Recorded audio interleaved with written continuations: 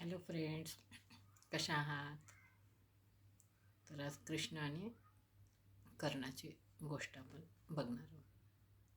तर कर्ण एकदा कृष्णाला काय म्हणतो की माझ्यावरच अन्याय का? लहान झाल्यावर माझ्या आईनं मला नदीमध्ये सोडून दिलं आणि शिक्षण घेत असताना गुरुनं मला शिक्षण देण्यास नाकारलं, अन्याय केला.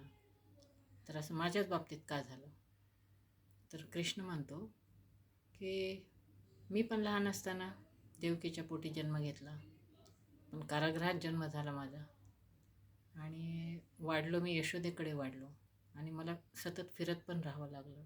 माझ्या मामाकडूनच त्रास झाला, स्वप आपल्या जवळच्याच माणसांकडून मला त्रास झाला. तर मग हे बघायचं कसं?